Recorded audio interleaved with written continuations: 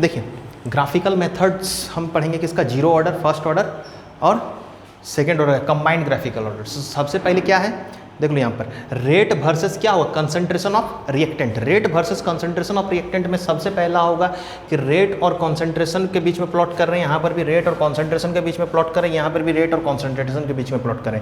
यहाँ जो केस है वो फर्स्ट ऑर्डर का केस है, ये आपका केस है जीरो ऑर्डर का, और ये आपका केस है सेकेंड ऑर्डर का। तो रेट जो जानते हैं जीरो फर्स्ट ऑर्डर के लिए क्या होगा, rate is equal to K into concentration of 80 to the power 1 होता है, देखते जाओ कॉपी में 1 होता है। तो रेट इज इक्वल टू क्या होगा बताओ, के ए प्लस क्या होगा जीरो, यानी ये जो इक्वेशन है ये स्ट्रेट लाइन को फॉलो कर रहा है, Y is equal to M X plus C को, जहाँ पर इंटरसेप्ट मेरा क्या है जीरो है, यानी जो ग्राफ होगा ऑरिजिन से स्टार्ट होगा, यानी डायरेक्टली प्रोपोर्शनल वाला ग्राफ होगा। समझ में आए ना कि रेट है डायरेक्टली प्रोपोर्शनल है किस पे, कंसंट्रेशन ऑफ द रिएक्टेंट पे। देखो क्योंकि इंटरसेप्ट जीरो है, ये वाला कहानी बैठता। अब यहाँ से जीरो ऑर्डर का जो देखेंगे वो रेट जो होगा वो क्या होता है, k into 80 to the power 0 होगा, और किसी का पावर 0 मतलब 1 होगा, यानी रेट किसके बराबर हो जाएगा, k क्या है आपका कांस्टेंट है, ये क्या है कांस्टेंट है, यानी रेट क्या हो जाएगा यहाँ पे कांस्टेंट हो जाएगा। सेकंड ऑर्डर का जब ग्राफ देखेंगे उसका जो रेट निकालेंगे वो फॉर्मूला क्या होता है, rate is equal to k into a to the power क्या होगा 2 होगा। और ये जो इक्वेशन फॉलो कर रहा है ये कौन सा कर रहा है, y is equal to K X square, ये हो आपका पैराबोलिक ग्राफ का इक्वेशन है, किसका है पैराबोलिक ग्राफ का, y is equal to K X square, फिर y is equal to minus K X square, ये सब पैराबोलिक ग्राफ का। देखो तो ये क्या बन रहा है, अपवर्ड पैराबोला बन रहा है, अपवर्ड पैराबोला बोलते हैं इसको। नेक्स्ट है एक क्वेश्चन है कि कोई क्वेश्चन दिया हुआ रेट और कंसंट्रेशन के बीच में प्लॉट करना है, तो उसका ऑर्डर बताना क्या होगा। तो हम क्या करेंगे इसका, तो रेट जानते हैं, आंसर के लिए हम क्या करेंगे इसका आंसर बनाएंगे, तो हम जानते हैं rate is equal to K into concentration होता है, अंडर रूट कंसंट्रेशन होता है। अब देखो लेकिन ये ग्राफ जो है वो कौन सा है आपका, ये है, और ये ग्राफ मेरा क्या है आपका,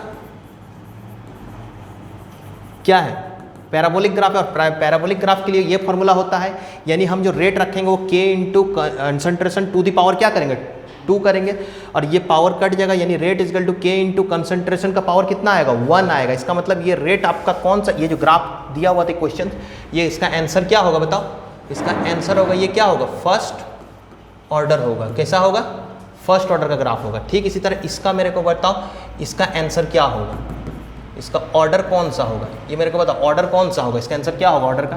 तो नेक्स्ट क्वेश्चन से यही वाला है कि ये स्ट्रेट लाइन ग्राफ है, ये कैसा है स्ट्रेट लाइन ग्राफ, और स्ट्रेट लाइन के लिए जो फॉर्मूला होता है वो क्या होता है, y is equal to M X plus C होता है, यानी रेट इज इक्वल टू हम लिख सकते हैं rate into under root concentration, ये देखो इसको रखेंगे, प्लस क्या होगा 0, क्योंकि इंटरसेप्ट क्या होगा आपका 0 होगा, तो रेट इज इक्वल टू क्या होगा k into concentration to the power क्या होगा आपका हाफ होगा, क्योंकि रूट का मतलब ही होता है पावर चल जाएगा तो ये हाफ होगा, यानी यहाँ जो ऑर्डर आएगा वो आपका आंसर कितना आएगा हाफ आएगा।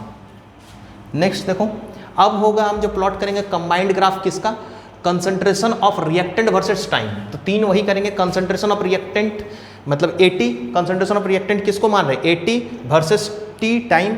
ठीक यहाँ पर concentration of reactant 80 by time, यहाँ पर जो कंसंट्रेशन ऑफ रिएक्टेंट ले रहे हैं 1/80 ले रहे हैं, और किसके बीच में कर रहे हैं टाइम के बीच में पढ़ रहे हैं। अब देखो इसका जो ग्राफ का स्लोप दे रहा है वो कैसा है आपका, ये डाउन स्लोप वाला ग्राफ है, और ये कैसा है आपका एक्सपोनेंशियल ग्राफ है, और ये स्लोप प्लस के फॉर्म में है, अब प्लस एम के फॉर्म में है ये स्लोप है। तो यहाँ से हम देख रहे हैं कि ये जो ग्राफ रिप्रेजेंट कर रहा है किसको जीरो ऑर्डर का है, ये है फर्स्ट ऑर्डर का, और ये ग्राफ किसका है सेकेंड ऑर्डर का है। तो जीरो ऑर्डर का ग्राफ के लिए हम जानते हैं क्या होता है, A T is equal to A naught minus K T होता है। तो ये इक्वेशन को फॉलो करा, Y is equal to M X plus C को फॉलो करा, जिसमें स्लोप आपका कितना आएगा माइनस के, यानी ये ग्राफ किसका ग्राफ हो गया, ये जीरो ऑर्डर का ग्राफ हो गया। ठीक इसी तरह इसी में 80 बाई टाइम का कर रहे हैं ये, तो हमको पता है फर्स्ट ऑर्डर का जो इक्वेशन बनता है 80 इज इक्वल टू क्या होता है A naught into E to the power minus K T. अब यहाँ से आप 80 और टाइम के बीच में प्लॉट करोगे तो वो कैसा होगा एक्सपोनेंशियल ग्राफ बनेगा, 80 और टाइम का कैसा होगा एक्सपोनेंशियल, दैट मीन्स ये ग्राफ किसका होगा फर्स्ट ऑर्डर का होगा। ठीक इसी तरह 1/80 is equal to 1/a0 plus kt, ये किसका होता है सेकंड ऑर्डर का इंटीग्रेटेड इक्वेशन है। उससे हम जब देखेंगे 1/80 इज इक्वल टू क्या होगा 1/a0 प्लस क्या होगा kt होगा। देखो 1/80 और ये क्या होगा स्लोप क्या होगा प्लस m प्लस k होगा, और टाइम के बीच में प्लॉट होगा, ये आपका किसका ग्राफ होगा सेकेंड ऑर्डर का ग्राफ होगा। समझ में? तो ये इंटीग्रेटेड इक्वेशन फर्स्ट ऑर्डर का, ये इंटीग्रेटेड इक्वेशन जीरो का, और ये इंटीग्रेटेड इक्वेशन सेकेंड ऑर्डर, उससे हम ग्राफ प्लॉट कर रहे हैं 80 वर्सेस टाइम, 80/1/80 वर्सेस आपका क्या होगा टाइम के बीच का। नेक्स्ट है half life versus initial concentrations. तो हम प्लॉट करेंगे टी हाफ और ए के बीच में, एक बार जीरो ऑर्डर के लिए ग्राफ, एक बार ये ग्राफ किसके लिए, फर्स्ट ऑर्डर के लिए, और ये ग्राफ किसके लिए, सेकेंड ऑर्डर के लिए पुट करेंगे कि सेकेंड ऑर्डर का जो ग्राफ होगा वो कैसा होगा। देखो ये ग्राफ जो होगा वो क्या होगा, आपका सेकेंड ऑर्डर का ग्राफ होगा। अब जीरो ऑर्डर के लिए हाफ लाइफ जो फॉर्मूला होता है वो क्या होता है, आपका टी हाफ क्या होता है, ए नॉट बाई 2k होता है।